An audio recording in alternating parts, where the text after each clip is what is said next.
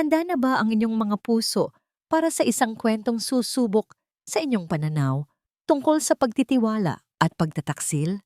Ako po si Donna at ito ang Tadhana TV.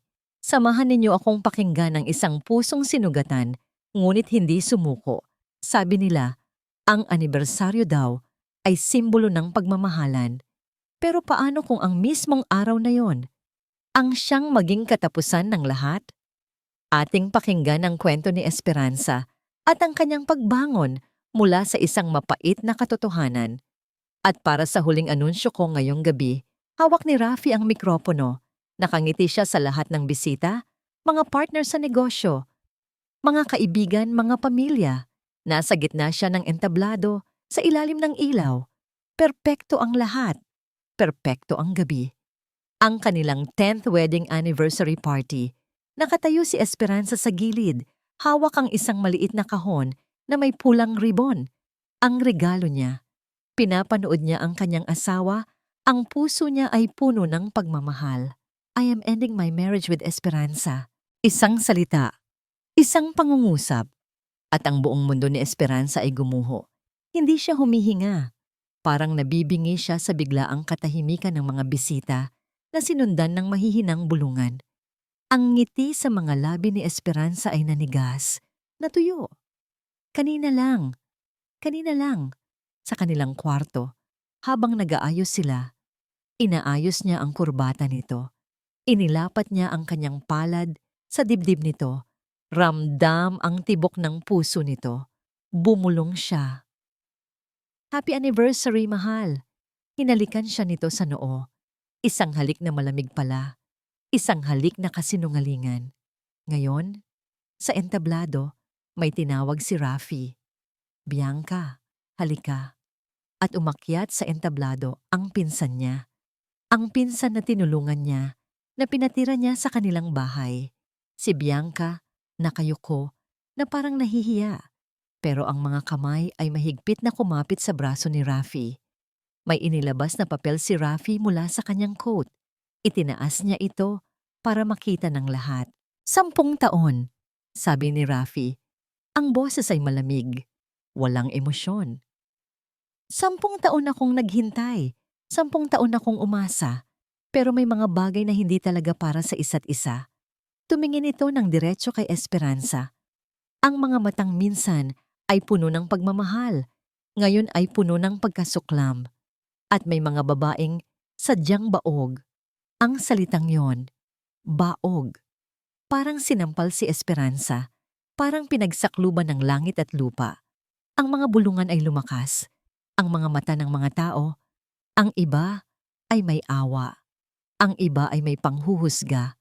Lahat sila ay nakatitig sa kanya.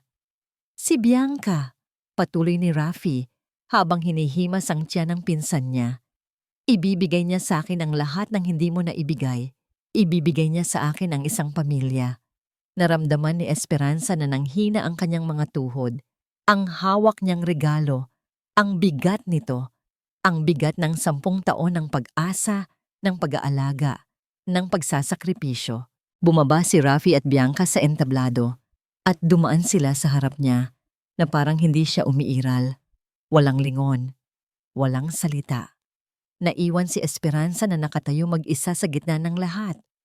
Ang mga tingin ng tao ay parang libu-libong karayom na tumutusok sa kanyang balat.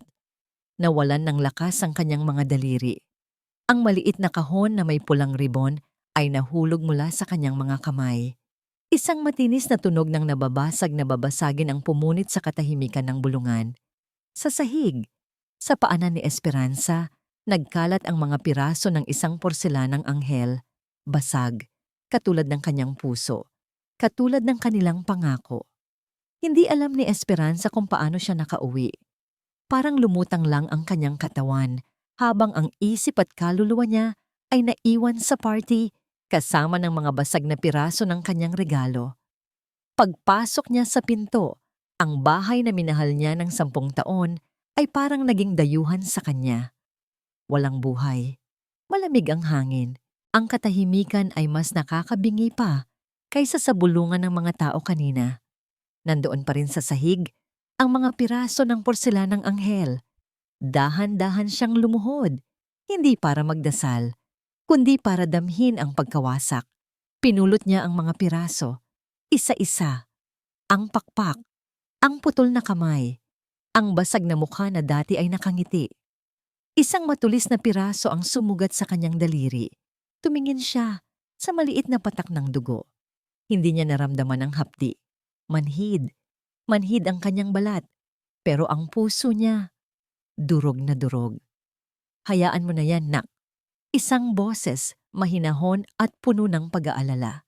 Si Manang Lita, ang kasambahay na halos nagpalaki na rin kay Rafi at naging karamay niya sa bahay sa loob ng maraming taon. Kinuha ni Manang Lita ang kamay niya, kumuha ng panyo at marahang pinunasan ang dugo. Mas malalim ang sugat sa loob, Manang. Halos pabulong na, sabi ni Esperanza. Tumango si Manang Lita. Ang mga mata ay may simpatiya. Alam ko, matagal ko nang nararamdaman na may mali. Esperanza. Sa mga tingin ni Bianca, sa mga pabulong nilang usapan ni Rafi kapag akala nila ay walang nakakarinig. Sa narinig, doon nagsimulang bumagsak ang mga luhang kanina pa pinipigilan ni Esperanza.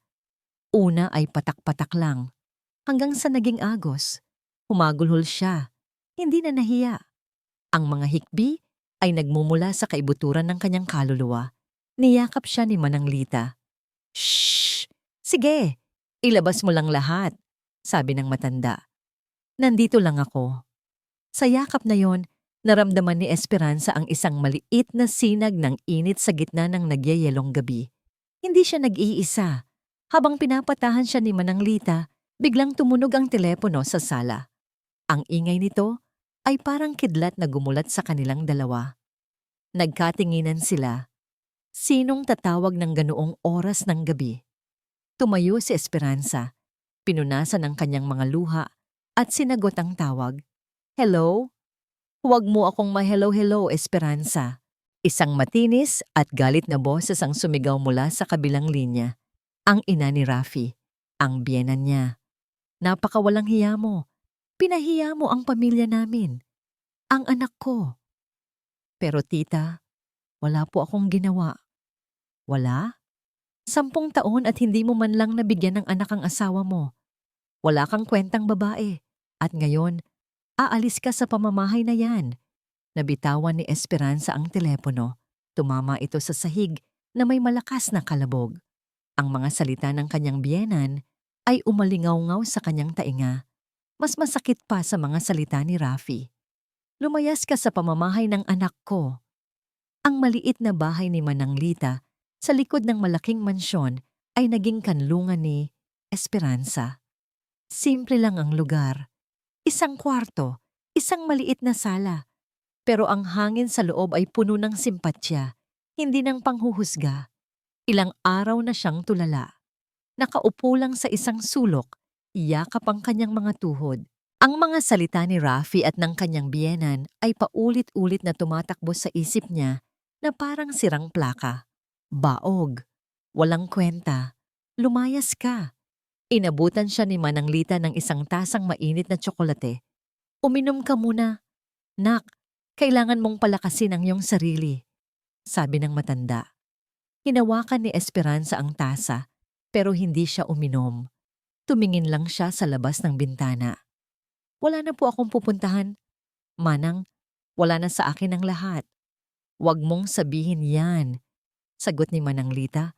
Umupo sa tabi niya. Hindi ka pwedeng sumuko. Kailangan mong lumaban.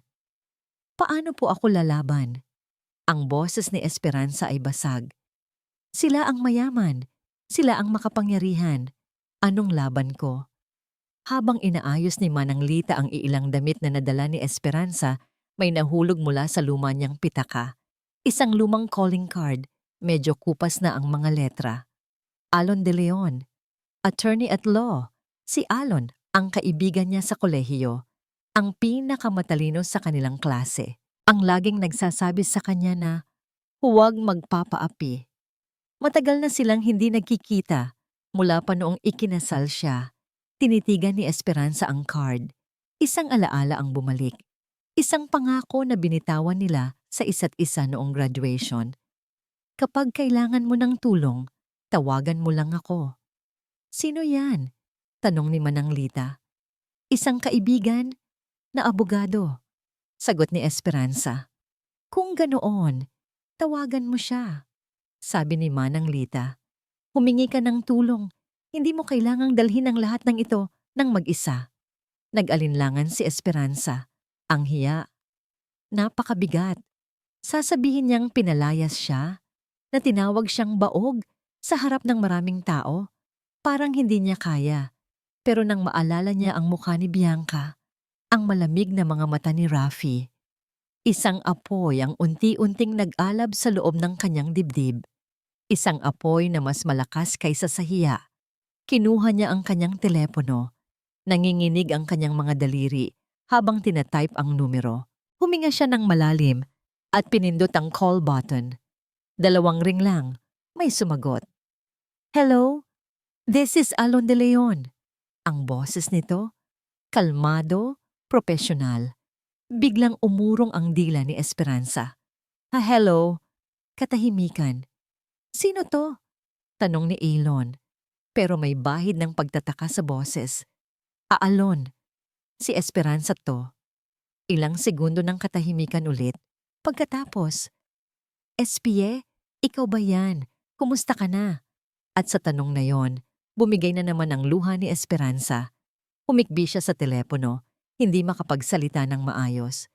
SP, anong nangyari? Ayos ka lang ba? Tanong ni Alon. Ang boses ay puno na ng pag-aalala. Sinubukan ni Esperanza na ikwento ang lahat, kahit putol-putol, ang party. Si Rafi, si Bianca, ang salitang baog, ang pagpapalayas sa kanya. Sa kabilang linya, tahimik lang na nakikinig si Alon.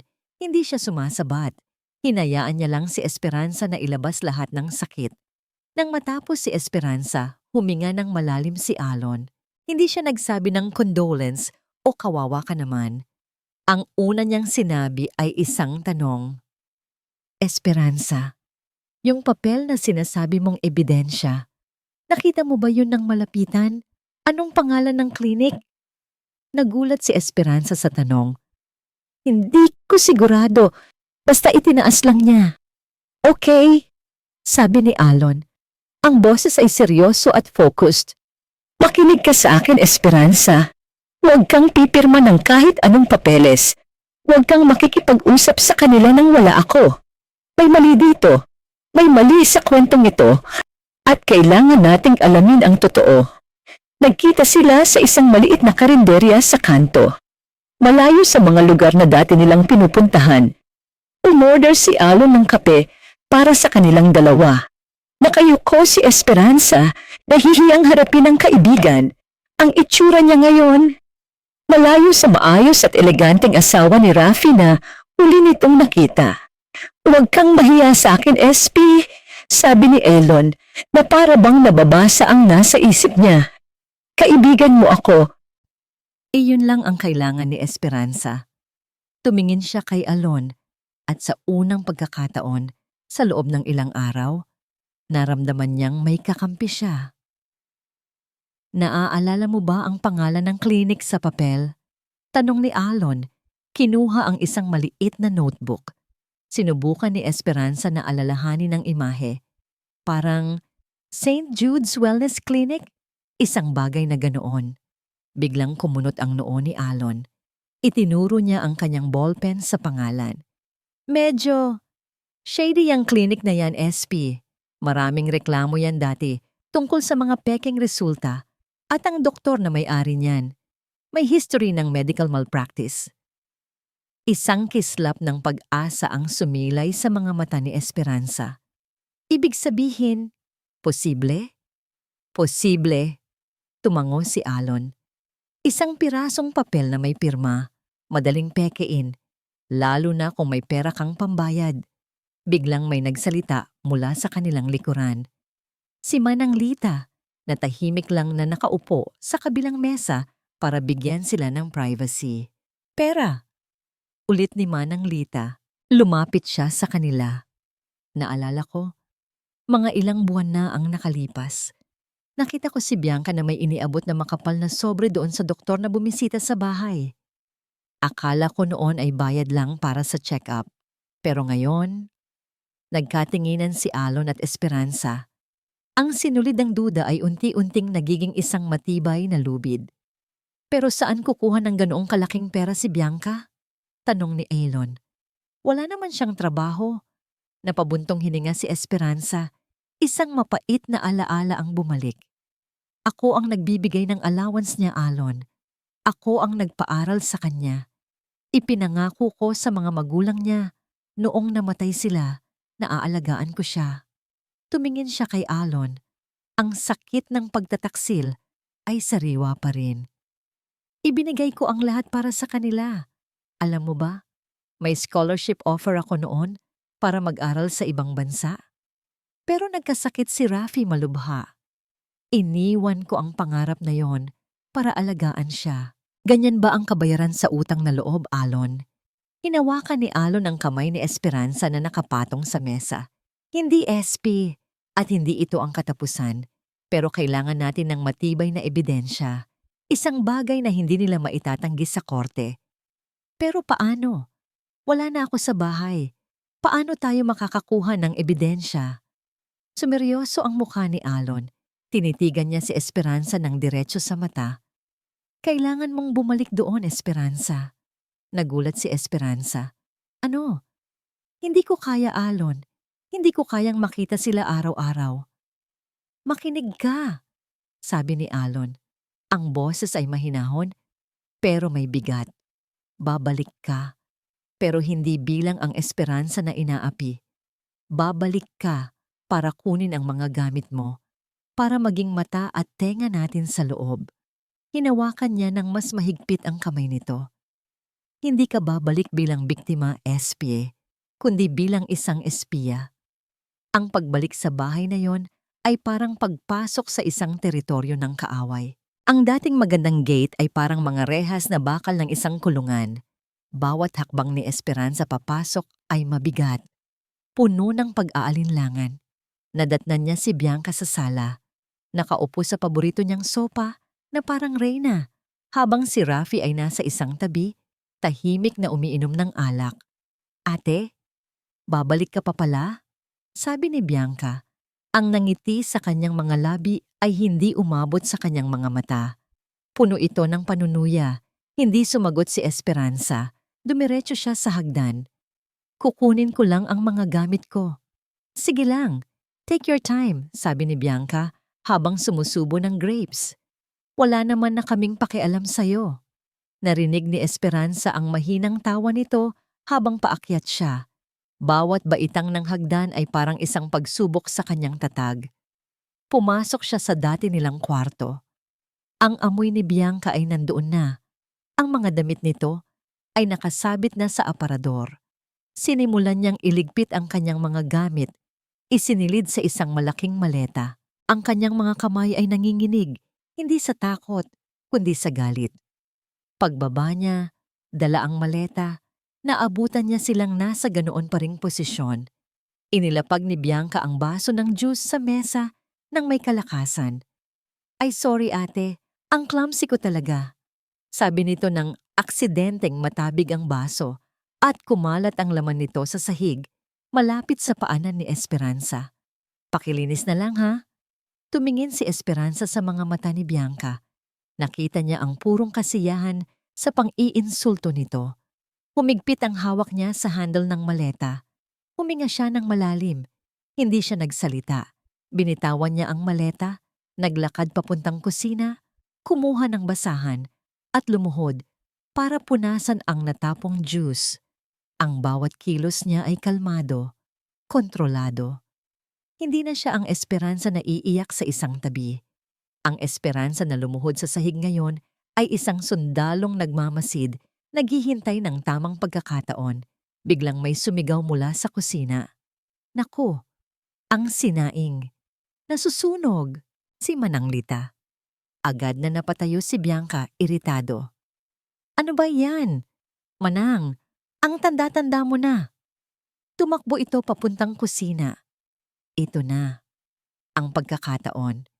Si Rafi ay abala pa rin sa kanyang alak, parang wala sa sarili. Mabilis na kumilos si Esperanza. Hindi siya umakyat, kundi pumasok siya sa maliit na silid sa ilalim ng hagdan, ang opisina ni Rafi. Ang lugar kung saan nito itinatago ang lahat ng mahahalagang dokumento. Isinara niya ng marahan ang pinto. Dumidilim ang silid. Ang tanging tunog ay ang malakas na kabog ng kanyang dibdib. Nagsimula siyang maghalongkat. Mga drawer, mga folder, mga resibo, wala siyang makita. Binuksan niya ang pinakailalim na drawer ng lamesa. Mukhang walang laman, pero nang kapain niya ang ilalim, naramdaman niyang may hindi pantay. May nakausling papel, maingat niyang hinila ito, isang resibo. Luma na, mula sa isang klinik na hindi niya kilala. St. Augustine's Men's Wellness and Andrology Center, isang klinik para sa mga lalaki. Bakit may resibo si Rafi mula dito? At bakit niya ito itatago ng ganito? Mabilis niyang kinuha ang kanyang telepono at kinuhanan ng litrato ang resibo bago pa niya maibalik ang papel sa dati nitong lagayan. Narinig niya ang mga yabag na papalapit, ang boses ni Bianca. "Hay nako, Manang! Bukas na bukas, papalitan na kita." Nagmamadali si Esperanza. Ang puso niya ay parang lalabas na sa kanyang dibdib. Bago pa man makapasok si Bianca sa sala, mabilis na naisara ni Esperanza ang drawer at lumabas ng opisina. Isinara niya ang pinto ng walang tunog. "Oh, ate, andyan ka pala?" Tanong ni Bianca, nakapamiwang. "Akala ko umalis ka na." "Hinanap ko lang ang banyo," sagot ni Esperanza. Ang boses ay kalmado, kahit ang puso niya ay gustong kumawala sa kanyang dibdib. Kinuha niya ang kanyang maleta. "Aalis na ako." Hindi na niya hinintay ang sagot. Naglakad siya palabas ng pinto, hindi lumingon. Bawat hakbang palayo sa bahay na yon ay isang hakbang palapit sa katotohanan. Agad siyang nagpunta sa karinderya kung saan naghihintay si Alon. Ipinakita niya ang litrato sa telepono. "St. Augustine's," basa ni Alon sa pangalan ng klinik. "Espesyalista sa fertility problems ng mga lalaki. Tumingin ka, SP. Ang pet sa 7 taon na ang nakalipas." Ilang araw na masinsinang nag-imbestiga si Alon. Bawat tawag, bawat pagtatanong ay isang hakbang sa dilim. Ngunit ang resibo ang naging susi niya. Ginamit niya ang kanyang mga koneksyon para hanapin ang doktor na nakapirma sa resibo. Nalaman niyang matagal na itong retirado at nakatira sa isang probinsya sa timog. Nilakbay ni Alon ang lugar na yon. Natagpuan niya ang doktor, isang matandang lalaki na nabubuhay ng simple sa tabi ng dagat. Sa simula, ayaw nitong magsalita. Ngunit nang marinig niya ang buong kwento ni Esperanza, ang pagmamalupit na dinanas nito, tila na antig ang konsensya ng matanda. "Ang pamilya nila, makapangyarihan sila," sabi ng doktor. "Pinilit nila akong manahimik. Tinakot nila ako." "Hindi na ngayon," sabi ni Alon. "Kailangan namin ng katotohanan." Huminga ng malalim ang doktor at sa wakas, sinabi niya ang lahat. Kinagabihan, sa maliit na bahay ni Manang Lita, ibinalita ni Alon ang kanyang natuklasan. "May sagot na ako, SP eh," sabi niya. Ang boses ay seryoso. "Nagkausap kami ng dating doktor ni Rafi. Napahawak si Esperanza sa kanyang dibdib. 7 taon na ang nakalipas." Patuloy ni Alon. "Nagkaroon si Rafi ng malubhang impeksyon. Isa sa mga komplikasyon nito ay nagresulta sa permanenteng pinsala." Tumingin si Alon ng diretso sa mga mata ni Esperanza. "Azoospermia ang diagnosis, SPA. 0 sperm count. Ang ibig sabihin nito?" Hindi na kailangang tapusin ni Alon ang sasabihin. Naintindihan na ni Esperanza. Hindi siya umiyak. Hindi siya sumigaw. Tumayo siya at lumapit sa bintana, nakatingin sa kawalan. Ang lahat ng piraso ng palaisipan ay biglang nagkabit-kabit sa kanyang isipan. Ang biglaang pagbabago ng ugali ni Rafi, ang mga taon ng paninisi, ang galit, ang pagkasuklam, lahat. dahil sa isang lihim na hindi nito kayang aminin. Isang kasinungalingan na ipinasa sa kanya, isang bigat na ipinapasan sa kanya sa loob ng maraming taon. Kaya pala, bulong niya sa hangin, ang boses ay puno ng pait. Kaya pala ganun na lang ang galit niya sa akin. Naramdaman niya ang kamay ni Alon sa kanyang balikat. Pero Alon, lumingon siya at ngayon, ang kanyang mga mata ay hindi na puno ng luha, kundi ng isang malamig at matalas na determinasyon. Kung baog si Rafi, huminto siya at ang bigat ng susunod na tanong ay bumalot sa silid. Kaninong anak ang dinadala ni Bianca? Doon nila parehong naintindihan. Hindi lang ito simpleng pagtataksil. Isa itong planadong paninira. Isang masalimuot na sabwatan na mas malalim at mas madilim pa kaysa sa kanilang inaakala. Ang tanong na yon ay nag-iwan ng isang nakabibinging katahimikan sa pagitan nila ni Alon. Kaninong anak? Ang imbestigasyon nila ay nagbago ng direksyon. Ang target ay hindi na si Rafi. Si Bianca na ang sentro ng lahat. Kailangan nating malaman kung sino ang mga nakakasalamuha niya, saan siya pumupunta. Sabi ni Alon habang naglalakad-lakad sila sa isang maliit na parke kinabukasan. Ito na ang nagiging meeting place nila, malayo sa mga matang mapanghusga. Paano natin gagawin yun? Tanong ni Esperanza. Hindi naman ako pwedeng bumalik doon para lang magmatyag. Dito muling pumasok si Manang Lita. Bilang pinagkakatiwala ang kasambahay sa loob ng maraming taon, malaya siyang nakakagalaw sa mansyon. Siya ang naging kanilang mata at tenga. Lagi siyang may kausap sa telepono. Kwento ni Manang Lita kay Esperanza sa isang maikling tawag. Palaging pabulong. Lumalabas pa yan sa hardin para lang doon makipag-usap.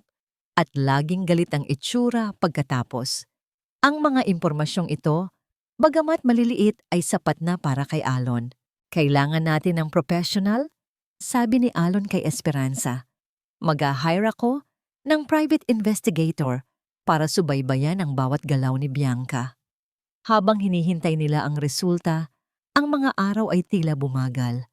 Para maibsan ang pag-aalala, tinutulungan ni Esperanza si Manang Lita sa mga gawaing bahay. Isang hapon, nagluto sila ng sinigang, ang paboritong ulam ni Esperanza. Habang hinihiwa niya ang mga gulay, naramdaman niya ang isang kakaibang kapayapaan. Alam mo Manang, sabi niya, ngayon lang ulit ako nakaramdam ng ganito, na may ginagawa akong tama, na lumalaban ako para sa sarili ko, hindi lang ako umiiyak dahil sa ginawa nila. Nakangiting tumango si Manang Lita. Dahil ang tunay na lakas, Esperanza, ay hindi sa hindi pagbagsak, kundi sa pagbangon sa bawat pagkakataon. Tumawag muli si Manang Lita kinagabihan. May bago siyang balita. Nag-away na naman si Rafi at Bianca. Bulong nito sa telepono. Rinig na rinig ko. Lasing na naman si Rafi. Sinisigawan niya si Bianca na baka raw hindi sa kanya ang bata. Si Bianca naman, panay ang yak. At sabi ay, sinisiraan lang daw siya.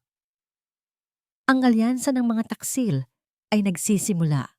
Nang magkalamat, ang laso na ikinalat nila ay unti-unti na ring kumakain sa kanilang pagsasama.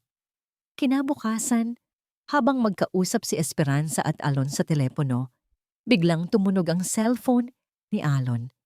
Isang email notification. Sandali lang, SP, sabi ni Alon. Mula sa investigator. Natahimik si Esperanza sa kabilang linya, pinipigil ang kanyang paghinga. Narinig niya ang pag-click ng mouse, ilang segundo ng katahimikan. Pagkatapos ay isang mahinang mura mula kay Alon. Ano yun, Alon? Anong nakita niya? Hindi agad sumagot si Alon. Tila tinititigan niya pa rin ang kanyang computer screen, hindi makapaniwala. May ipinadala siyang litrato. Sabi ni Alon, ang boses ay seryoso at mabigat. Si Bianca, nasa isang coffee shop, may kasama siyang lalaki. Nag-uusap sila at magkahawak ang kanilang mga kamay sa ilalim ng mesa. Sino? Sino ang lalaki? Tanong ni Esperanza. Ang puso ay kumakabog ng mabilis. Huminga ng malalim si Alon bago sumagot. Kilala ko ang lalaking yan, SP. Nagkaroon ng pause. Si David Sison yan, ang pinakamalaking kalaban ni Rafi sa negosyo. Ang pangalan ni David Sison ay bumagsak na parang bomba sa gitna ng kanilang usapan. Si David Sison, ang taong laging laman ng mga kwento ni Rafi, ang karibal na gusto nitong durugin, ang anino na laging nagbabanta sa negosyo ng kanilang pamilya. Biglang nanlaki ang mga mata ni Esperanza. Ang lahat ng hindi niya maintindihan noon ay biglang nagkaroon ng kahulugan. Ang mga pag-aaway nila. Bulong ni Esperanza. Sabi ni Manang Lita, nag-aaway sila dahil sa pera. Palaging humihingi ng malaking halaga si Bianca kay Rafi para sa kinabukasan ng bata. Pero ang pera ay hindi napupunta sa bata. Dugtong ni Alon. Ang kanyang isip ay mabilis na nagdurugtong sa mga pangyayari. Ang pera ay napupunta kay David o sa kanilang plano. Tumingin siya kay Esperanza. Ang kanyang muka ay seryosong seryoso. Hindi ito simpleng panloloko, SP. Ito ay isang corporate takeover na nakatago sa isang love affair. Isipin mo. Nabuntis ni David si Bianca. Pinalabas nilang anak ni Rafi para makuha ang tiwala at karapatan sa yaman ng pamilya. Kapag naging opisyal na tagapagmana ang bata, sino ang may tunay na kontrol? Si David. Isang malamig na kuryente ang gumapang sa buong katawan ni Esperanza. Ang pakiramdam ay hindi na lang sakit. Ito ay pandidiri. Ginawa siyang isang kasangkapan sa isang napakalaki at napakaduming laro. Ang 10 taon ng buhay niya ay ginamit na pundasyon para sa pagkawasak ng mismong pamilyang pinaglingkuran niya. Kailangan natin ng pruweba, Alon, sabi ni Esperanza. Ang boses niya ay naging matigas. Walang bahid ng luha. Isang pruweba na mag-uugnay kay David sa pekeng medical result. Iyon ang naging misyon ni Alon sa mga sumunod na araw. Sa tulong ng koneksyon ng investigator, sinundan nila ang daloy ng pera. At hindi sila nabigo. Natuklasan nila ang isang bank transfer. Isang malaking halaga mula sa isang offshore account na pag-aari ni David, papunta sa personal na account ng doktor na pumirma sa pekeng resulta ni Esperanza. Ito na. Ang ebidensyang hindi nila maitatanggi. Ang baril na umuusok pa. Noong gabing iyon, dinala ni Manang Lita ang isang bagay sa kanyang maliit na bahay. Isang lumang kahon na puno ng alikabok. Naiwan mo ito sa bodega? Nak, sabi ng matanda. Ang kahon ng alaala niya. Ang kahon ng mga alaala. Binuksan ito ni Esperanza. Nandoon ang unang tiket nila sa sine. Ang mga pinatuyong bulaklak. Ang mga sulat. Ang mga simbolo ng isang pag-ibig na akala niya ay totoo. Bigla, parang nasuka siya. Tumayo siya. Kinuha ang kahon at naglakad papunta sa basurahan sa labas. Itatapon ko na to, sabi niya. Lahat ng ito, kasinungalingan. Pero pinigilan siya ni Alon na kararating lang para ibalita ang tungkol sa bank transfer. Hinawakan niya ang kamay ni Esperanza. Huwag, SP, sabi niya ng mahinahon. Kinuha niya ang kahon mula kay Esperanza at tiningnan ang laman. Ito ay hindi kasinungalingan. Ito ay katotohanan. Katotohanan ng mga sakripisyo mo. Katotohanan ng pagmamahal na ibinigay mo. Tumingin si Alon sa mga mata ni Esperanza.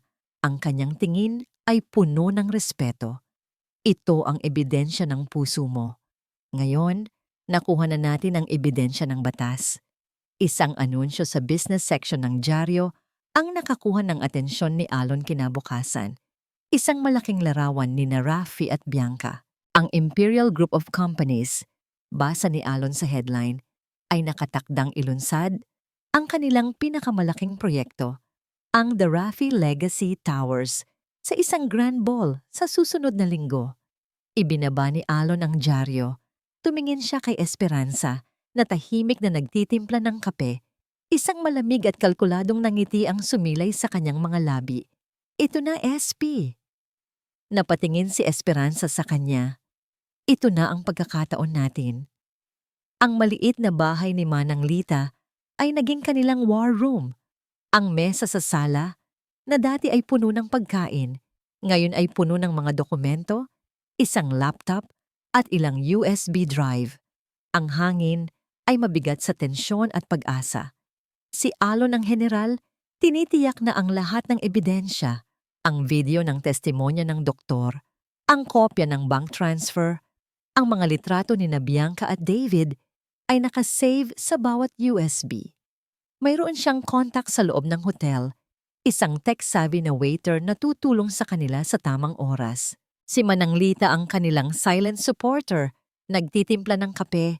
Ang kanyang presensya ay isang paalala ng katatagan. At si Esperanza, siya ang kanilang sandata. Handa ka na ba? Tanong ni Alon. Inabot sa kanya ang isang imbitasyon. Ang pangalan niya ay nasa listahan pa rin. Ang asawa ng CEO. Ang palamuti. Huminga ng malalim si Esperanza. Ang kanyang mga kamay ay malamig, pero ang kanyang puso ay nag-aalab. Oo, handa na ako. Kailangan niyang gampanan ang kanyang huling papel. Ang papel ng Esperanza na talunan. Ang babaeng pinagtaksilan na pupunta sa party para lang makiusyoso, para masaktan muli ang sarili. Iyon ang inaasahan nilang makita at iyon ang ibibigay niya sa kanila. Sa simula, inabot ni Manang Lita sa kanya ang isang damit, isang simpleng itim na bestida. Elegante pero hindi magarbo. Isuot mo ito, nak, sabi ng matanda. Hinawakan ang kanyang mga balikat. Ipakita mo sa kanila kung sino ang tunay na reyna. Tiniyakap ni Esperanza ang matanda ng mahigpit. Salamat po, Manang, sa lahat. Nang mag-ayos na siya, humarap siya sa salamin. Hindi na niya nakita ang babaeng laging nakayuko, takot magsalita, na ang tanging pangarap ay ang mahalin ng kanyang asawa. Ang nakita niya ay isang babaeng nakatayo, ng tuwid. Ang mga balikat ay hindi na lupaypay. Ang mga mata, hindi na puno ng luha, kundi ng apoy. Isang apoy na pinanday ng sakit, ng pagtataksil, at ng isang hindi mapapatay na determinasyon na makuha ang hustisya. Isang maliit, halos hindi mahahalata, na ngiti ang sumilay sa kanyang mga labi. Hindi ito ngiti ng kaligayahan. Ito ay ngiti ng isang mandirigma bago ang huling laban. Handa na siyang umalis. Kinuha niya ang kanyang maliit na purse, inilagay ang kanyang telepono sa loob. Biglang umilaw ang screen. Isang text message mula sa isang numerong hindi nakarehistro. Binuksan niya ito. 2 salita lang. Mag-ingat ka. Nanigas si Esperanza. Sino ito? Isang babala? Isang banta? May iba pa bang nakakaalam ng kanilang plano? Ang grand ballroom ng hotel ay kumikinang sa ilalim ng mga eleganteng chandelier. Ang hangin ay puno ng amoy ng mamahaling pabango at tunog ng mahihinang tawanan. Lahat ng importanteng tao sa mundo ng negosyo ay naroroon. Mga investor, mga partner, mga miyembro ng media. Pumasok si Esperanza ng mag-isa. Sa isang iglap, lahat ng bulungan ay tumigil. Lahat ng mata ay napunta sa kanya. Nakita niya ang awa, ang panghuhusga, ang pagtataka. Hindi niya ito inintindi. Naglakad siya ng may dignidad. Ang kanyang mga mata ay diretso lang ang tingin. Nakita niya sila sa gitna ng entablado. Si Rafi, sa kanyang mamahaling suit, mukhang matagumpay at makapangyarihan. At sa tabi niya, si Bianca, nakasuot ng isang nagniningning na maternity gown. Hinihimas ang kanyang malaking tiyan na parang ito ang pinakamahalagang tropeyo sa buong mundo. Hindi nila napansin ang pagdating niya. Masyado silang abala sa pagtanggap ng mga pagbati. Pumuwesto si Esperanza sa isang sulok kung saan kitang-kita niya ang malaking screen sa likod ng entablado. Naghihintay. Maya-maya, umakyat si Rafi sa podium para sa kanyang talumpati. Mga kaibigan, mga kasama sa industriya, welcome to the future. Ang boses niya ay malakas. puno ng pagmamalaki. Ipinakita sa screen ang isang grandiyosong 3D model ng The Rafi Legacy Towers. Ito ay hindi lang isang gusali. Ito ay isang legacy, isang pamana na iiwan ko sa aking anak. Ngumiti siya at inilahad ang kanyang kamay kay Bianca. Salamat sa babaeng nagbigay sa akin ng bagong pag-asa, ang aking si Bianca at ang aming magiging tagapagmana. Nagpalakpakan ang mga tao.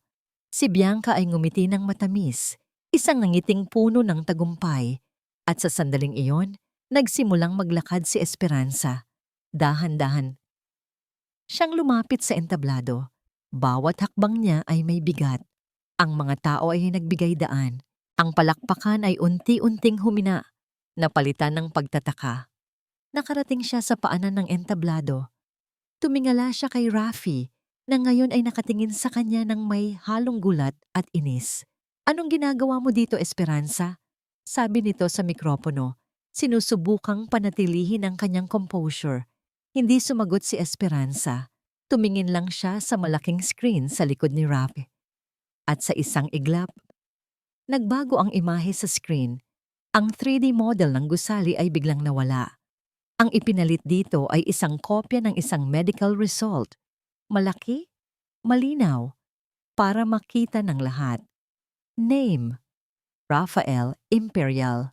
Diagnosis, azoospermia. Result, 0 sperm count. Isang malakas na hininga ng gulat ang kumalat sa buong ballroom. Bago pa man makapag-react si Rafi, nagpalit ulit ang screen. Isang litrato. Si Bianca sa isang coffee shop, kahawak kamay si David Sison. At muli, nagpalit ang screen. Isang kopya ng bank transfer mula kay David Sison papunta sa doktor na pumirma sa pekeng resulta ni Esperanza. Nabitawan ni Rafi ang mikropono. Ang mukha niya ay namutla, parang nakakita ng multo. Si Bianca ay napahawak sa kanyang tiyan. Ang kanyang mga mata ay nanlalaki sa takot. Kinuha ni Esperanza ang isang mikropono mula sa isang stand sa gilid. Ang kanyang boses ay kalmado, ngunit tumatagos sa buto. 10 taon, sabi niya. Ang kanyang mga mata ay nakatitig lamang kay Rafi. 10 taon kitang minahal at pinaglingkuran. 10 taon kong tiniis ang sakit na hindi kita mabigyan ng anak. Hindi alam na ikaw pala ang may problema. Lumingon siya sa mga tao. Ginawa ninyo akong katatawanan. Tinawag ninyo akong baog. Pero ang totoo, tumingin siya pabalik kay Bianca. Ang babaeng iyan ay hindi nagdadala ng tagapagmana ng mga imperial. Nagdadala siya ng isang kasinungalingan, isang ahas sa loob ng inyong pamilya. Isang boses ang biglang narinig mula sa likuran.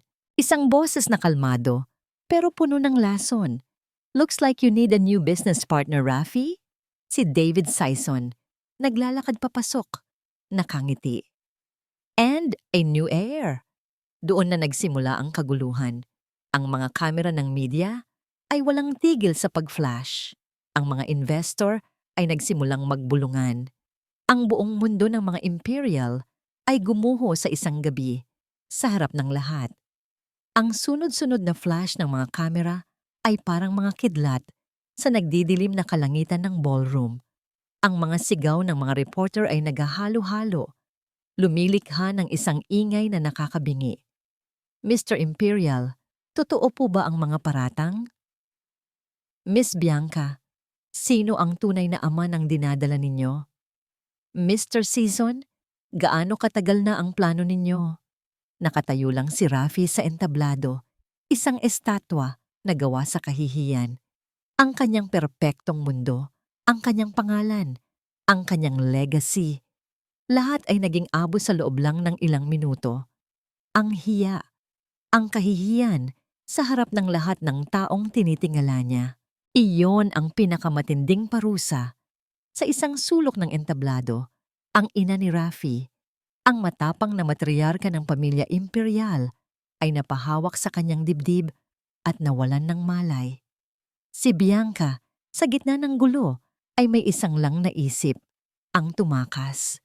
Dahan-dahan siyang bumaba ng entablado.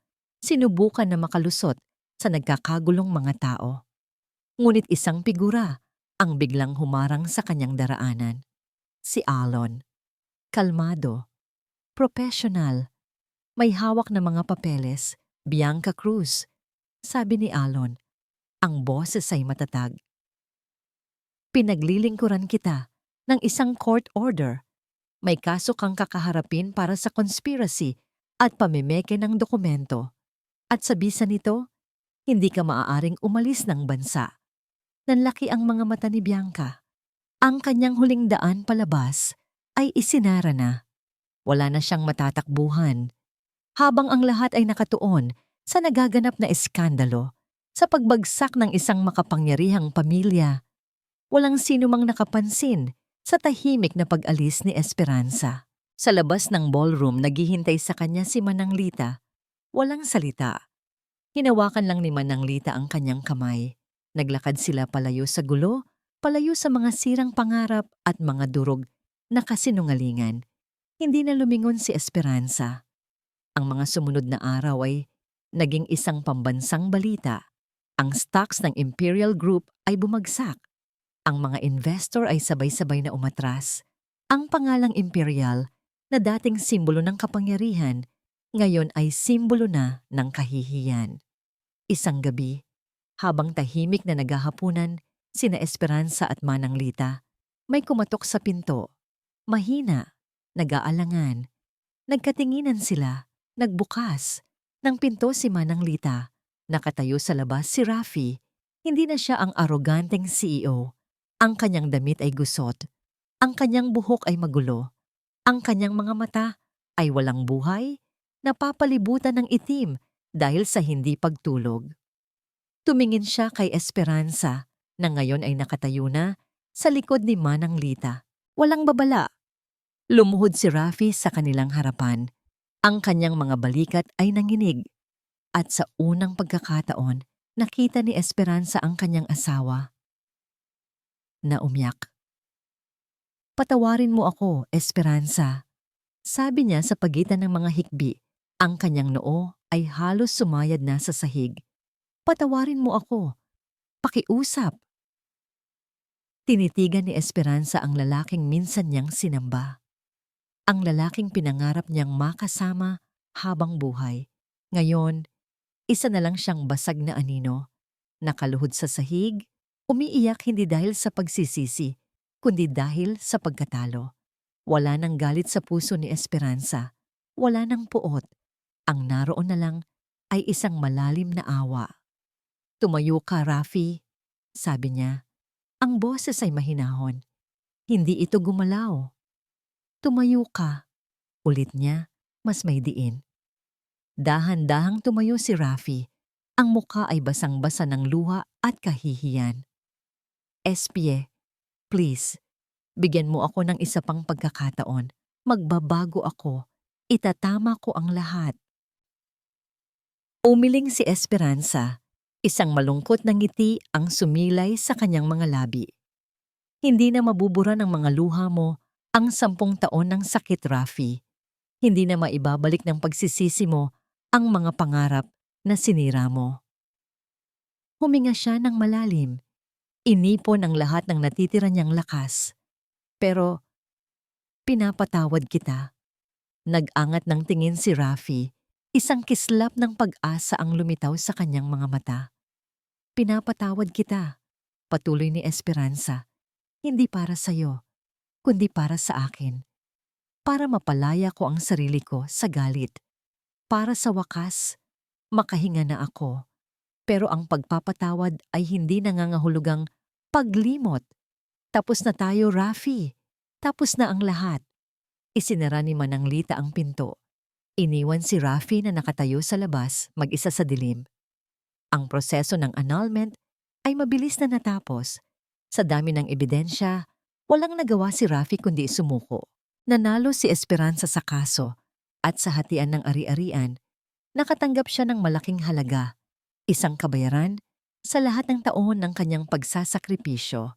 Isang araw, habang umiinom ng kape sa isang maliit na cafe, isang babae ang lumapit sa kanya. Mrs. Esperanza? Lumingon si Esperanza, isang pamilyar na mukha, ang dating sekretarya ni Rafi. Ako po yung nag-text sa inyo, sabi ng babae, na upo sa tapat niya. Gusto ko lang pong humingi ng tawad kung nakagulo. Bakit mo ginawa yon? Tanong ni Esperanza. Dahil minsan, ako rin po ang nasa posisyon ninyo. Minaliit, sinigawan at tinanggal sa trabaho ni Sir Rafi nang walang dahilan. Noong araw na yon, kayo lang po ang kumausap sa akin. Tinanong nyo kung okay lang ako. Isang simpleng bagay, pero hinding-hindi ko po yun malilimutan. Ngumiti si Esperanza. Isang tunay na ngiti. Ang kabutihan, gaano man kaliit, ay laging bumabalik. Naging abala si Alon sa pag-aayos ng lahat ng legal na bagay para kay Esperanza. Isang gabi, pagkatapos ng kanilang huling meeting, naglakad-lakad sila sa parke. So, ano nang plano mo ngayon? Tanong ni Alon. Malaya ka na. May sapat kang pera para magsimula ulit. Saan mo gustong pumunta? Tumingin si Esperanza sa mga bituin. Hindi ko pa alam, Alon. Sa ngayon, gusto ko lang munang huminga. Tumigil sila sa ilalim ng isang malaking puno. Humarap si Alon sa kanya. Ang kanyang mga mata ay seryoso. Espie, alam kong masyadong mabilis. Pero kung papayag ka, gusto kong samahan kang huminga. Gusto kong tulungan kang buuin ulit ang mga pangarap mo. Hinawakan niya ang kamay ni Esperanza. Gusto kong maging bahagi ng bagong simula mo. Tumingin si Esperanza kay Alon, ang kanyang kaibigan, ang kanyang tagapagtanggol, ang kanyang bato, ang lalaking nakakita ng kanyang halaga noong siya mismo ay hindi na ito nakikita. Isang matamis na ngiti ang sumilay sa kanyang mga labi, pero hindi siya sumagot. Ilang buwan ang lumipas. Ang usap-usapan tungkol sa eskandalo ng mga Imperial ay unti-unting humina, napalitan ng mga bagong balita. Isang hapon, muling nagkita si Esperanza at Alon sa kanilang paboritong parke.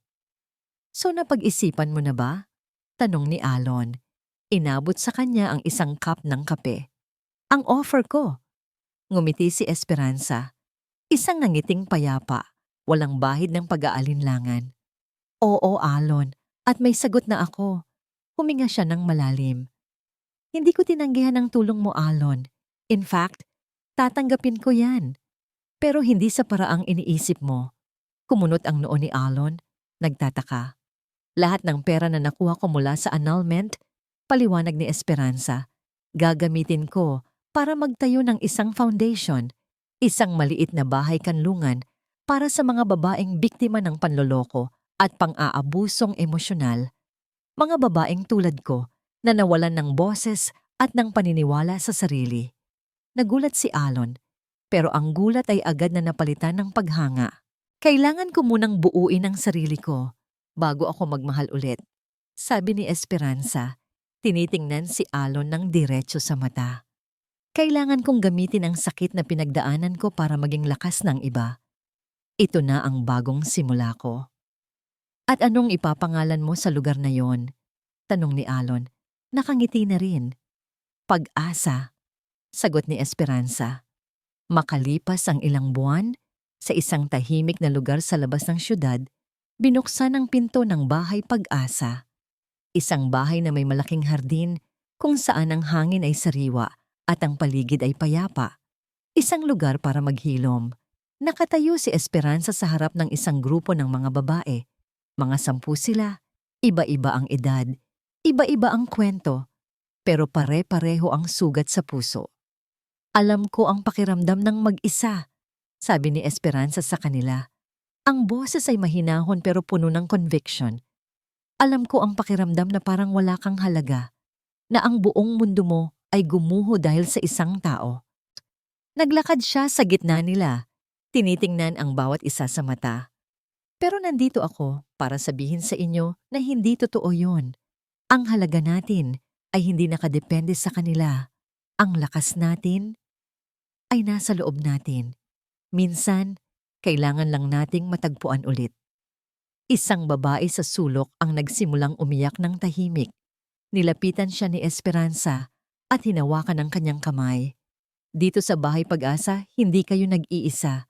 Dito, magtutulungan tayong bumangon. Sa likuran ng silid, tahimik na pumasok ang isang lalaki. Nakatayo lang siya sa may pinto. Pinapanood ang lahat. Si Alon. Hindi niya inistorbo ang session. Pinanood niya lang si Esperanza. Hindi na ang babaeng umiiyak na tinulungan niya, kundi isang leader, isang inspirasyon, isang ilaw ng pag-asa. Ang kanyang mga mata ay napuno ng isang damdaming mas malalim pa sa pag-ibig. Ito ay purong paghanga. Isang taon na ang lumipas mula ng gabi ng katotohanan. Ang Bahay Pag-asa ay naging isang maliit na komunidad. Ang mga babaeng dumating na wasak ang puso ay unti-unting natutong ngumiti ulit. May mga natutong magtahi, magluto ng tinapay, mag-alaga ng halaman. Ang hardin ay puno na ng mga bulaklak. Bawat isa ay simbolo ng isang bagong simula. Si Esperanza ang naging kanilang Ate SP. Ang kanilang tagapakinig, ang kanilang gabay, ang kanilang buhay na patunay na may pag-asa pagkatapos ng unos. Sa pagtulong sa kanila na maghilom, unti-unti ring naghilom ang kanyang sariling puso. Si Alon ay naging regular na bisita. Tuwing Sabado ng hapon, dumarating siya, hindi bilang isang manliligaw, kundi bilang isang kaibigan at volunteer legal consultant. Tinutulungan niya ang mga babae sa kanilang mga legal na problema, habang si Esperanza naman ang nag-aalaga sa kanilang mga pusong sugatan. Naging perpektong team sila. Isang hapon, habang nagkakape sila sa hardin, pinapanood ang mga paru-parong lumilipad sa mga bulaklak. May inabot na sulat si Alon kay Esperanza. Para sa'yo raw, sabi niya. Binuksan ito ni Esperanza. Mula ito sa isa sa mga unang babaeng tinulungan nila, na ngayon ay may sarili ng maliit na karinderya sa kanilang probinsya. Ate Espie, basa niya sa sulat. Salamat po. Hindi niyo lang po ako tinulungang tumayo. Tinuruan niyo po akong lumipad ulit. Utang ko po sa inyo ang bago kong buhay. Naramdaman ni Esperanza ang pag-init ng kanyang mga mata. Isang butil ng luha ang pumatak sa papel. Pero hindi ito luha ng kalungkutan. Ito ay luha ng purong kaligayahan. Isang kaligayahan na hindi niya kailanman naramdaman sa loob ng 10 taon ng kanyang kasal. May pinagsisisihan ka ba? Biglang tanong ni Alon. Tinitingnan siya ng may pag-unawa. Tumingin si Esperanza sa malawak na kalangitan. Inalala niya ang lalat, ang sakit, ang pagtataksil, ang pagbangon, ang bawat hakbang sa kanyang mahirap na paglalakbay. Umiling siya. Isang payapang nangiti ang gumuhit sa kanyang mga labi. Wala. Tumingin siya kay Alon. Ang kanyang mga mata ay nagniningning. Wala. Dahil ang bawat sugat ay naging aral at ngayon, huminga siya ng malalim, dinadama ang sariwang hangin, ang init ng araw, ang kapayapaan sa kanyang paligid. Ngayon, malaya na ako. Dapit hapon sa tabing dagat. Nakaupo si Esperanza sa buhangin, yakap ang kanyang mga tuhod. Ang kulay kahel na sinag ng papalubog na araw ay humahalik sa kanyang mukha. Ang tanging ingay ay ang ritmikong paghampas ng mga alon sa dalampasigan. Sa kanyang tabi, may isang bukas na journal at isang ballpen. Tinitigan niya ang blankong pahina at pagkatapos ay nagsimulang magsulat. Isang sulat. Hindi para kanino man, kundi para sa sarili niya noon. Para sa Esperanza ng nakaraan, sumusulat ako sa iyo mula sa hinaharap. Alam kong durog na durog ka ngayon. Alam kong ang bawat paghinga ay isang pasakit at ang bawat paggising ay isang parusa. Nararamdaman mo na nag-iisa ka sa isang madilim na silid na walang pinto. Pero makinig ka sa akin. Lilipas din yan. Ang bawat luhang pumapatak mula sa iyong mga mata. Didilig yan sa isang hardin na hindi mo pa nakikita. Ang bawat sugat na inukit nila sa puso mo, magiging mapa yan ng iyong katatagan. Huwag mong isumpa ang sakit. Dahil sa sakit na yan, matatagpuan mo ang isang lakas na hindi mo alam na meron ka. Huwag kang matakot. Huwag kang mahiya. Hindi ka baog. Hindi ka walang kwenta. Ikaw ay buo. Ikaw ay sapat. Magtiwala ka sa proseso. Magtiwala ka sa paglalakbay. At higit sa lahat, matuto kang patawarin at mahalin ang sarili mo. Dahil sa dulo ng lahat ng ito, sa dulo ng mahabang gabi, isang napakagandang umaga ang naghihintay para sa'yo. Maingat niyang pinunit ang pahina mula sa journal. Tiniklop niya ito at isinilid sa isang maliit na bote na napulot niya sa dalampasigan kanina. Isinara niya ito ng mahigpit. Tumayo si Esperanza. Naglakad siya palapit sa tubig. Ang malamig na tubig dagat ay gumapang sa kanyang mga paa. Tumingin siya sa boteng hawak niya. Ang sulat, ang sakit, ang nakaraan. Inihagis niya ito nang malakas patungo sa dagat. Pinanood niya itong lumutang, dahan-dahang tinatangay ng mga alon palayo. Palayo. Hanggang sa naging isa na lang itong maliit na tuldok sa gitna ng malawak na karagatan. Hindi ito paglimot, kundi pagpapalaya. Humarap siya sa papalubog na araw, ipinikit ang kanyang mga mata, at dinama ang hangin sa kanyang mukha. Sa wakas, ngumiti siya, isang ngiting payapa, isang ngiting buo, isang ngiting malaya.